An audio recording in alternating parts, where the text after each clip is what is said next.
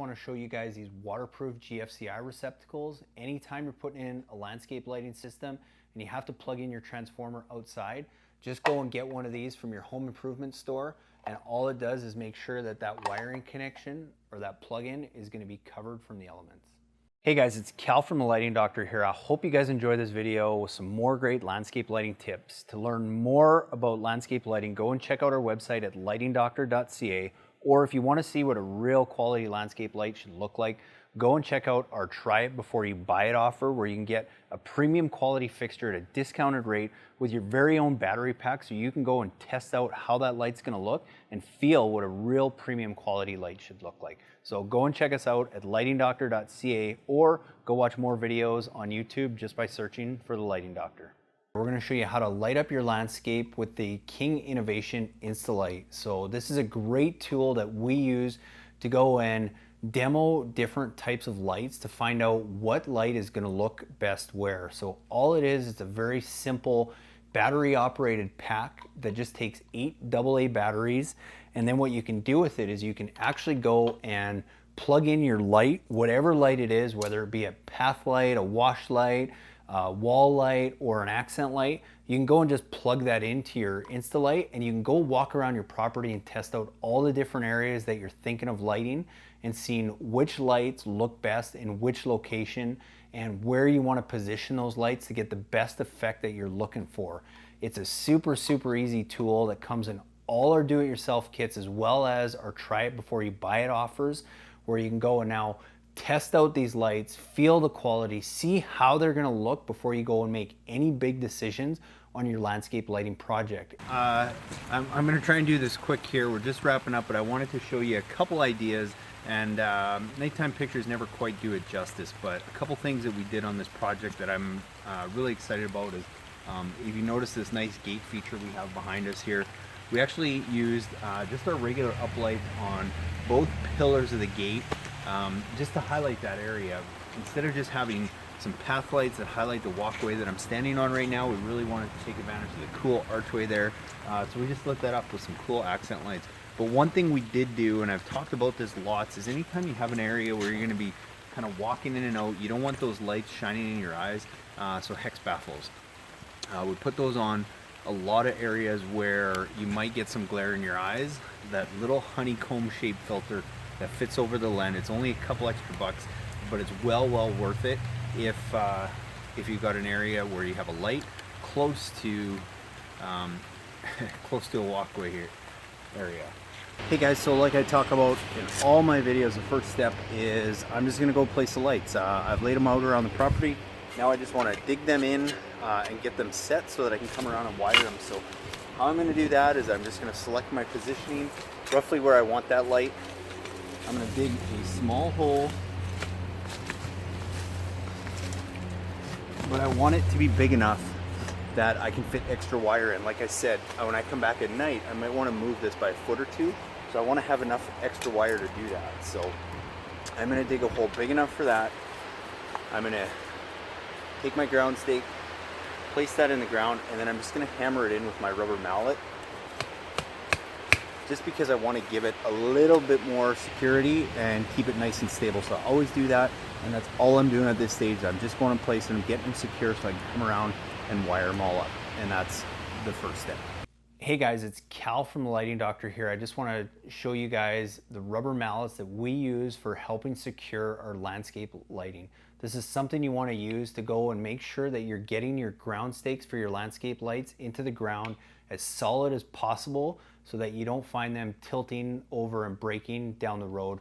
Go and get a rubber mallet to help you with your landscape lighting project. I just want to show you guys these waterproof GFCI receptacles. Anytime you're putting in a landscape lighting system and you have to plug in your transformer outside, just go and get one of these from your home improvement store, and all it does is make sure that that wiring connection or that plug-in is going to be covered from the elements. So this is a great device, and you can literally use almost any smart plug. The reason that we choose this one is that this is a smart plug that's actually designed to go outside, and we've tested it. We're from Calgary, Alberta, Canada, where we get temperatures that are minus 30, minus 40 degrees Celsius in the wintertime, which is extremely cold. And I know this guy still works. And there's literally hundreds of smart plugs on the market that you can use the same way that you can use this one, but we use this one because it's tried and it's tested, and I know that it works even in extreme conditions. But that being said, you can go, if you have a smart home system and they make an outdoor Wi-Fi smart plug, you can probably use that the exact same way with your existing transformer. But how we go and use this with this transformer is, all we do is, instead of plugging our transformers directly into the outlets, we just plug them into our Wion Wi-Fi plug, and then we plug this into the wall. And then now with the Wion app, we can go and set all kinds of different programmer timing functions, turn our lights on from anywhere in the world, and do so many other cool things with it.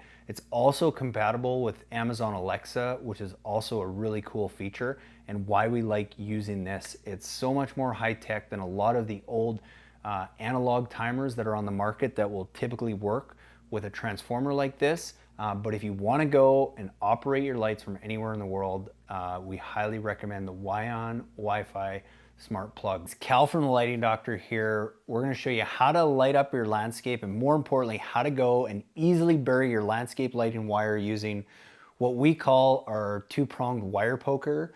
Now, in all honesty, I don't even really know what this is called, but you can go and get this at any home improvement store in the garden aisle. It's basically a long metal stick with two prongs on the end that's great for pushing the wire a little bit deeper in the ground. So as you go and make your cuts or make your slits in the ground to get that wire in, you can use this two-pronged wire poker, that we'll call it, to just go and push that wire a little bit deeper into the ground to make sure it doesn't come up. Between using that and some extra landscape lighting stakes, just to make sure, or sorry, landscape lighting staples, just to make sure that wire doesn't come up. It's a great way to go and do this, and I urge any of you that know what this is called to please email me and send me the details of it. But our two-pronged wire poker is a great way to get that wire in the ground. Hey guys, it's Cal from the Lighting Doctor here, and I'm going to show you how to light up your landscape using a landscape lighting riser. So often I get asked in areas where people want to, say, highlight the architectural features of their house, but maybe they have some shrubs or some bushes that are right up against the house and they can't get that light as close to the house as they would like, because otherwise it's going to be down in a bush and none of that light's going to get out. Well, a way around that is just with a simple landscape lighting riser. And really all it is an aluminum riser that can come in 6, 12, or 24 inches long. And basically what it does is it screws into your ground stake, and then your fixture screws into here. So it just gives that light a little bit of elevation to get above those shrubs or above those bushes, so that you can still highlight the features that are a little bit higher up that you're looking to do, but you don't have to worry about trimming or moving bushes down below. So a simple way to get that light just a little bit higher and still accent a lot of the architectural features of your home is just with a simple landscape lighting riser. I wanted to also talk about making your controllers Wi-Fi really cost effectively, and also running multiple zones. There is transformers out there where you can have one transformer that runs, say, a zone for your front and a zone for your back.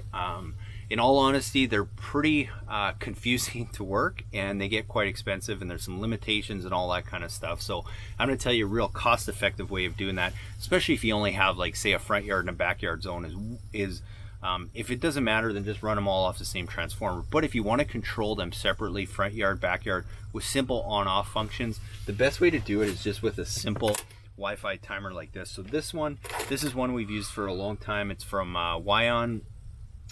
It works, it's weatherproof, it's great outdoors. There's literally tons of models out there that you can use. We just use this one because this is what we know, and we haven't had a lot of issues with it. But basically all we've done is we've taken just a standard transformer that all it has is a simple on-off switch inside here that you flick on or off. And to bypass that, instead of putting like a photocell where now, we got to be conscious of where we're putting that transformer so it's not in the shade, so our lights don't come on too early, what we've done is two ways you can do this. One is we've basically just taken our Wi-Fi timer, we've plugged it into our outlet, and then we've plugged our transformer into there. Sometimes the reason I like doing that is just because when you put these little things inside the box, which I'll show you, the Wi-Fi signal isn't as strong. It's sometimes cause some issues. But if you want to put it inside, it's pretty easy. You'll see the transformers and any of the good ones that you'll buy, not the Malibu or Moonrays or Hampton Bay or any of those garbage ones, but a good solid stainless steel one is going to have a setup like this, where you have an on-off switch, and then you've got this little plug in here. And all you basically have to do is take this plug out and you plug your timer into there, and then you plug this back into there, and then all of a sudden that's inside, but this operates as what it would be like a photocell. And all this is, if you had any kind of old timer or photocell, it basically plugs into this kind of thing too. So that's how you make your system a Wi-Fi. And it doesn't matter if you have a smart home system and they make a compatible outdoor outlet, then just use that. If you have your plug-in on a Wi-Fi switch already that's inside the house, well then you don't even need that, because basically you can just plug this in, leave it in the on position, and then you control everything from whatever your smart home system is. And the reason I say that's a cost-effective way is because now if you want to do the front and the back, it's typically going to be cheaper for you just to get 2 transformers, 2 smart devices, and have a front and a back zone, as opposed to going and buying one of the programmable zoning ones. And not that I've got one in my house. I get my stuff at cost, so I don't mind paying for it, but I know that a lot of you, and even myself, if I had to pay full price, I might not be paying for that zoning option, because realistically it's not something that we use a whole ton in a much more affordable way. Simple transformer, Wi-Fi timer, and you're set. Hey guys, thanks so much for watching. I hope you guys got some great do-it-yourself landscape lighting tips. Now please be sure to go to our website at lightingdoctor.ca and check out our how-to page. It's full of great resources, from our podcast to our video to our most frequently asked questions. And also check out our Try It Before You Buy It light, where you can actually go now and get one of our premium quality uplights and a King Innovation Insta-Light, which is basically a battery pack now that allows you to go and run those lights and test them out on your property. Try it for 14 days. If you don't love it, send it back to us and we'll give you a full refund. And if not, you keep the light at a discounted rate and go and buy what you need for your project. So thanks again for watching. Please be sure to leave us a comment. We love your feedback. Have a great day.